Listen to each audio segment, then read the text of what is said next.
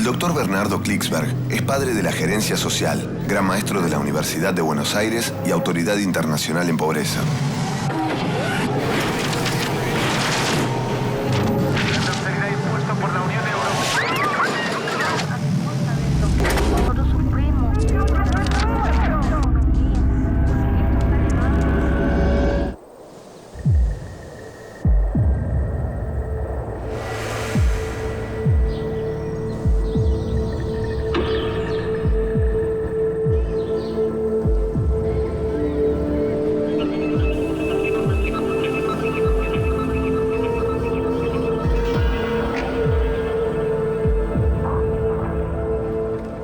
¿Sabía usted que el año pasado murieron 300.000 personas en el mundo a consecuencia de lo que se llama el cambio climático? No por asesinatos ni por guerras, sino por los desequilibrios tremendos que algunos sectores de la sociedad humana están generando en el clima. ¿Y sabía usted que hay cerca de 50 millones de personas que se han tenido que escapar de los lugares en donde vivían? Nuevamente no por guerras o por persecuciones, sino porque en esos lugares no se puede vivir más. Normalmente a la orilla de ríos y de mares, normalmente en zonas que el cambio climático ha afectado muy duramente, se los llama los exilados climáticos, un nuevo tipo de exilados que el género humano no había conocido en su historia. Se le desequilibró totalmente las condiciones de vida, los hábitats naturales, y no pueden sobrevivir donde vivían. Y no hay ninguna figura jurídica en el derecho internacional para un refugiado de este tipo. Hay figuras jurídicas para los que se escapan por razones políticas, por persecuciones étnicas, pero para refugiados climáticos es nuevo totalmente en el género humano, porque son nuevos estos desequilibrios tremendos.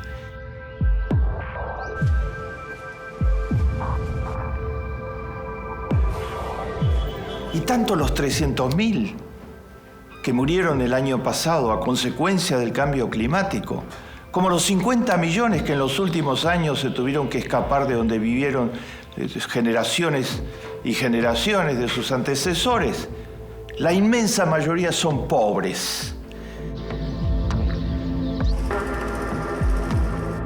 Vamos a ocuparnos del cambio climático, de este que es uno de los mayores desafíos que enfrenta la humanidad en el siglo XXI.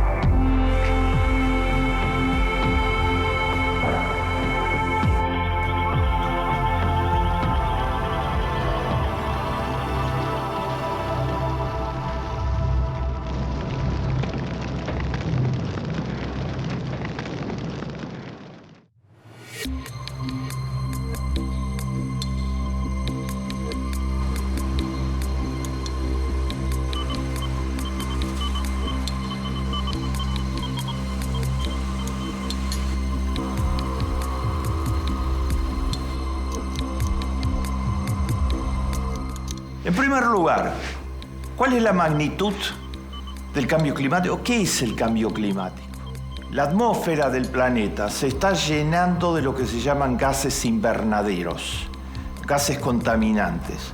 El más notable de ellos es el dióxido de carbono. Esos gases son gases producidos por las industrias contaminantes. En primer lugar, las industrias del carbón y del petróleo.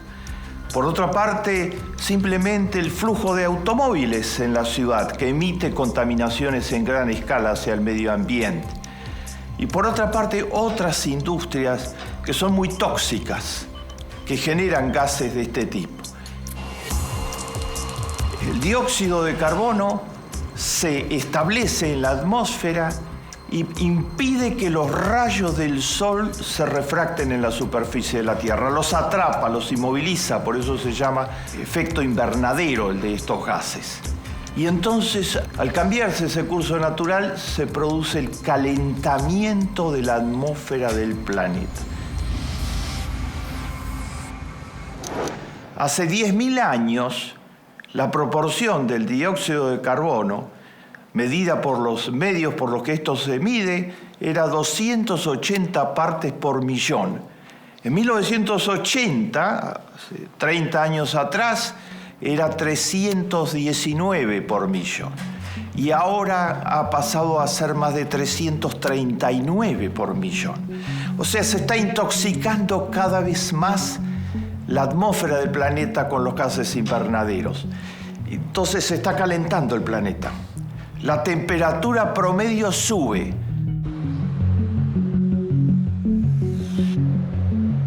Cuando usted se queja de que hace mucho calor o de que hace mucho frío y que nunca fue así y que por qué en Buenos Aires hay lluvias tropicales,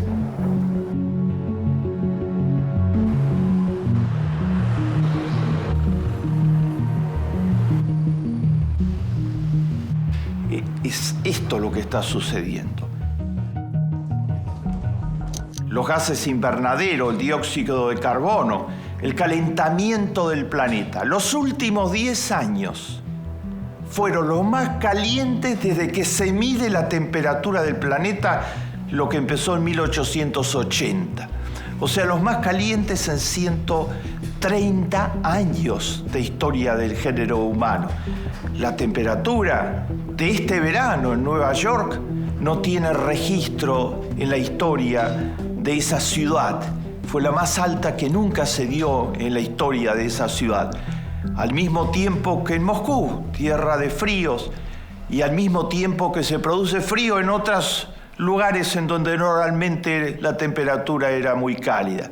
Todo esto se lo llama calentamiento global.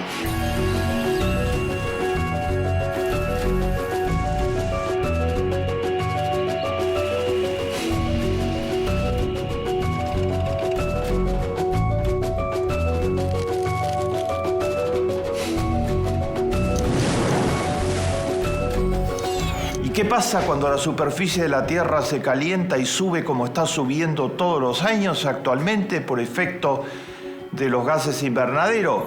Desastres de toda índole. Los impactos son desgraciadamente fenomenales. Se están violando las leyes de la naturaleza.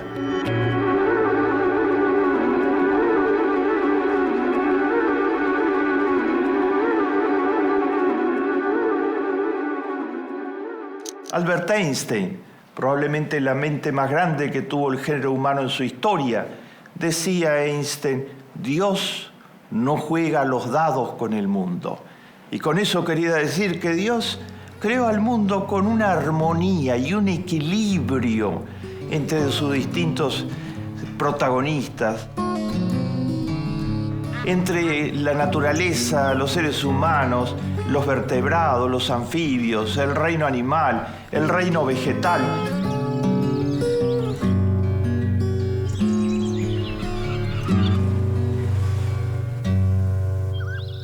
Y todo eso está siendo desbaratado por los intereses contaminantes del planeta que están destruyendo los equilibrios. ¿Y qué pasa? Algunos de los impactos del cambio climático. Por una parte, el cambio climático produce inundaciones, huracanes, tormentas en gran escala, de tipo récord. ¿Por qué? Porque, entre otros aspectos, al calentarse el planeta, se derriten los grandes hielos que mantenían la temperatura del planeta. Se está derritiendo el Ártico, el océano Ártico. Se está derritiendo Groenlandia. Se está derritiendo los glaciares como el Perito Moreno. Se están derritiendo las grandes extensiones heladas del planeta, y esas aguas se vuelcan sobre los mares y sobre los ríos finalmente y se producen desbordes, inundaciones en escala inédita. Además se rompen todos los equilibrios ecológicos diseñados por la mano divina y eso genera los huracanes, los ciclones, los terremotos en una proporción que no se conocía en la historia del género humano. Eso arrastra desde ya a las poblaciones que viven cerca, arrastra las economías de poblaciones pobres en todo el planeta, pero además trae epidemias en gran escala. Las inundaciones, los huracanes han hecho recrudecer epidemias que se consideran superadas en la historia del género humano. Está aumentando el dengue, está aumentando la malaria, están aumentando los mosquitos transmisores de epidemia. Pero al mismo tiempo que hay inundaciones, hay lo contrario. El calor intenso produce la desertificación de zonas áridas del planeta. Zonas del planeta que no realmente tenían problemas climáticos serios por su aridez natural, ahora esos problemas se han agudizado mucho más. Porque los calores las han convertido en todavía mucho más áridas y han producido que zonas que tenían posibilidad de producir cultivos de manera natural en forma significativa se hayan convertido en zonas áridas. Eso se lo llama la desertificación del planeta, conversión en desierto, y está afectando, según los cálculos, a 700 millones de personas. Ese es el pronóstico, que están en las zonas en donde se está produciendo este fenómeno.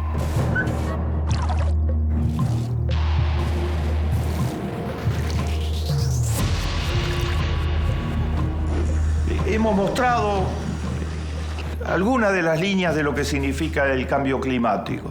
Hemos mostrado algunos de sus impactos, déjenme agregarles uno más. 1 de cada 5 especies vertebradas está desapareciendo en el planeta. Estamos destruyendo la biodiversidad del planeta, asesinando especies completas. Y toda especie en el planeta es imprescindible para mantener equilibrios ecológicos y equilibrios biológicos, además de ser éticamente inadmisible que estemos asesinando especies enteras.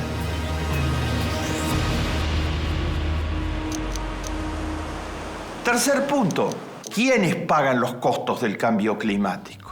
Se los anticipaba, está medido. El Premio Nobel de la Paz le fue concedido hace pocos años atrás al panel creado por las Naciones Unidas de científicos que estudia el cambio climático. Ese panel está constituido por 2.200 científicos de 150 países. Trabajan como una comunidad científica, se intercambian la información y monitorean qué está pasando con el cambio climático. Y ellos advirtieron en su informe, los que están pagando el precio son los pobres del mundo, porque son los más vulnerables frente al cambio climático. En ciudades como Nueva York, o como Los Ángeles, o como París, o como Inglaterra, hay sistemas de protección, hay servicios de emergencia si se producen desequilibrios muy graves, hay modos de regular el calor y de regular los fríos intensos, hay sistemas de calefacción, hay sistemas de aire acondicionado.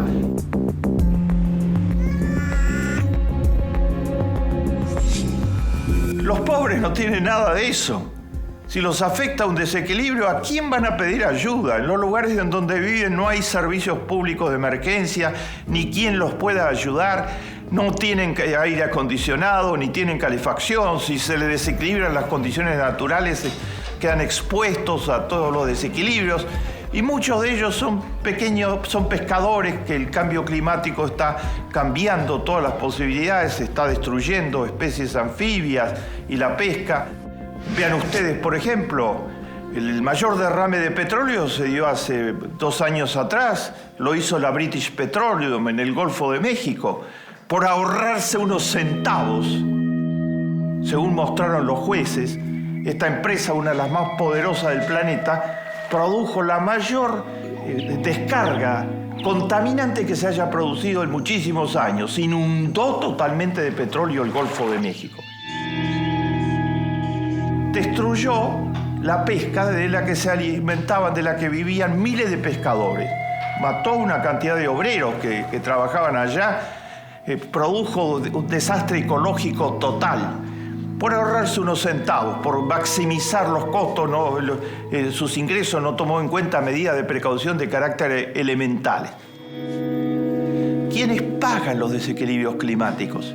Los pobres. Está calculado que en los países ricos, 1 de cada 1.500 personas, escuchen bien, 1 de cada 1.500 personas en el mundo rico ha sido afectado por el cambio climático. En los países pobres, 1 de cada 19 personas ha sido afectado por el cambio climático.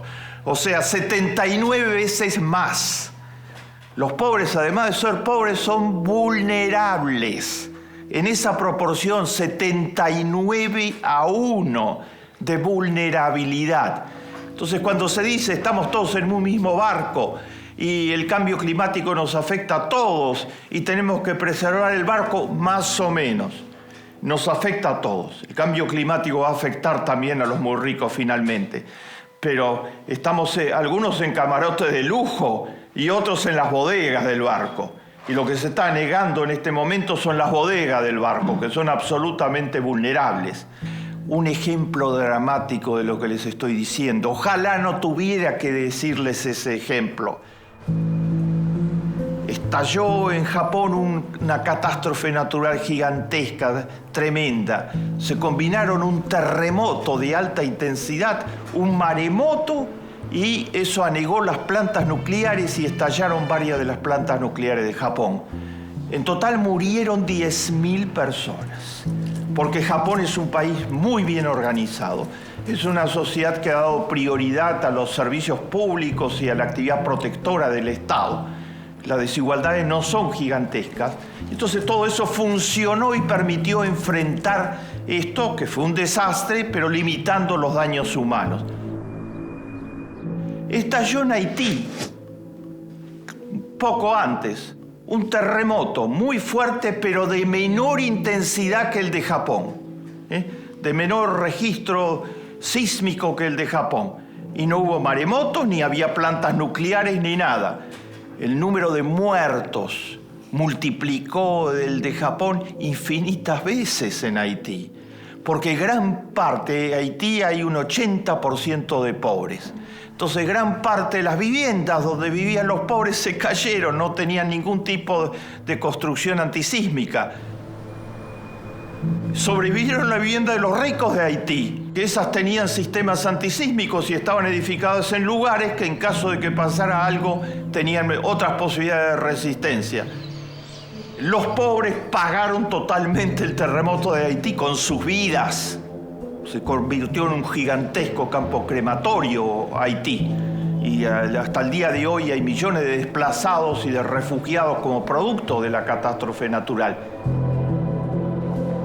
Eso es apartheid climático. Eso es la desigualdad que significa la distinta vulnerabilidad de pobres y ricos frente al cambio climático. Les he mostrado qué es el cambio climático. Les he mostrado los impactos que tiene. Les he mostrado cómo es totalmente desigual para pobres y para ricos.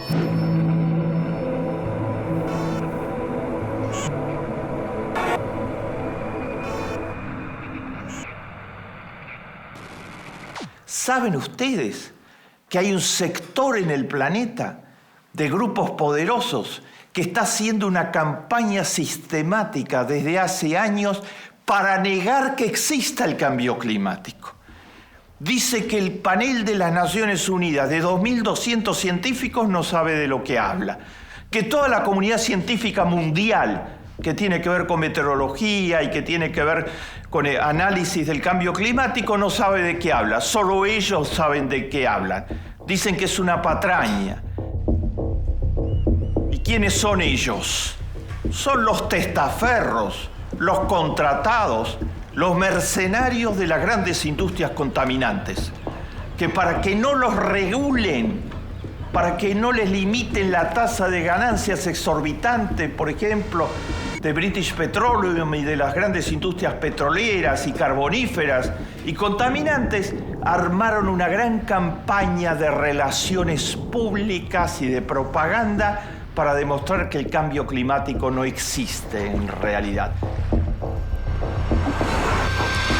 Y tienen políticos que siguen sus intereses. El Tea Party dice hoy en los Estados Unidos categóricamente que no hay tal cambio climático y que por lo tanto las regulaciones que sacó Obama para regular la contaminación hay que anularlas todas y que cierren la agencia que regula la contaminación ambiental en los Estados Unidos. El gobernador de Texas, que se llama Rick Perry, dijo hace pocas semanas: el cambio climático es una gran patraña. Y el New York Times, el principal periódico de los Estados Unidos, le contestó: al mismo tiempo que usted estaba diciendo que el cambio climático es una gran patraña, Texas tenía el mayor incendio forestal de su historia, producto del cambio climático, del ascenso total de las temperaturas que hizo estallar los bosques en fuego finalmente. Los negacionistas saben que están diciendo estupideces en definitiva, pero están protegiendo los intereses de los que no quieren ser regulados, que forman parte del 1% que explota al planeta en su conjunto.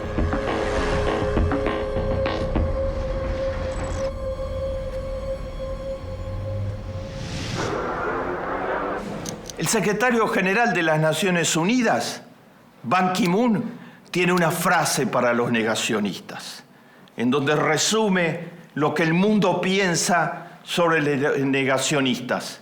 Ban Ki-moon les dice en todos los lugares públicos, repite esta frase, dice: con la naturaleza no se negocia. Los negacionistas están tratando de que no haya regulaciones, que se bajen, que haya menos regulaciones, que el calentamiento global, esperar 20 años más, esperar 30 años más. Y Ban Ki-moon dice, en nombre de todo el género humano, con la naturaleza no se negocia. Esto no es una operación política o económica de negociar tanto y tanto. Si destruimos la naturaleza, no hay vuelta posible. Los pronósticos en este momento es que si en los próximos 20 años no se hacen cosas muy de fondo para bajar el dióxido de carbono, el calentamiento global, se va a llegar a un momento de irreversibilidad, se llama, que no se va a poder volver atrás, porque la destrucción y el desequilibrio ya van a impedir que se pueda volver atrás.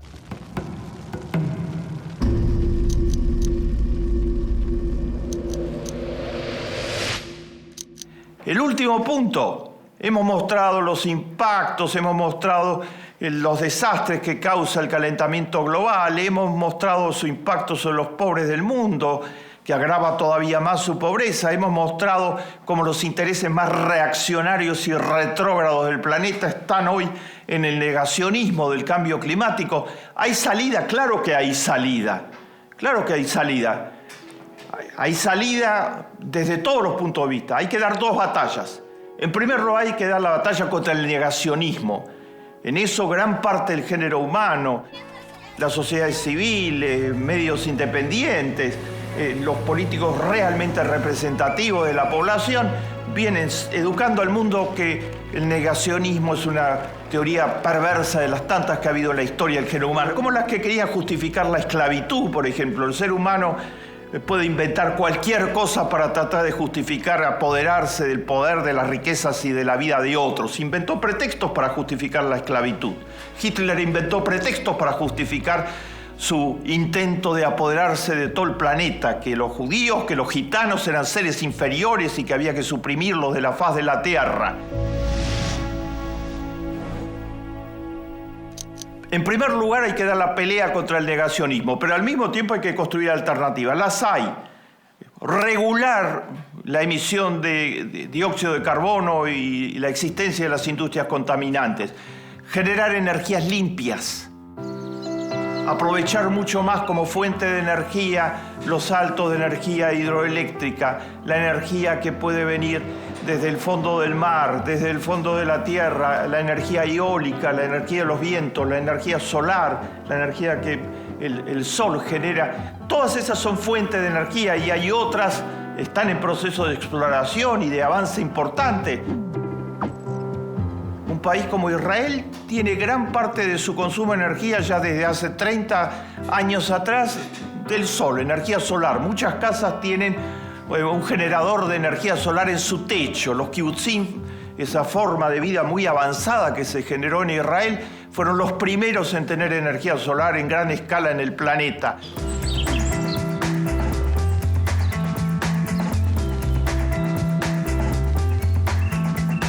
En las Islas Canarias, en España, toda la energía es una zona de altos vientos, es eólica. Aprovechan toda la energía de los vientos y toda la energía es de esa base que es una energía absolutamente limpia.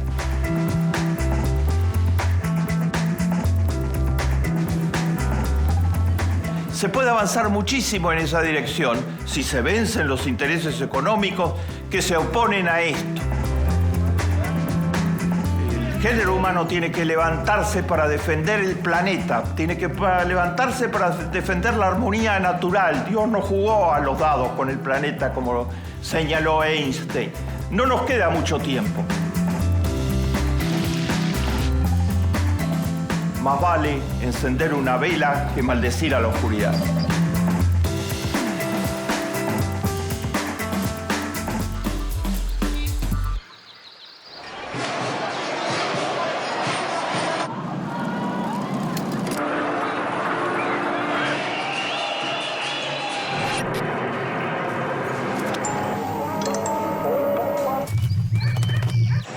Millones de personas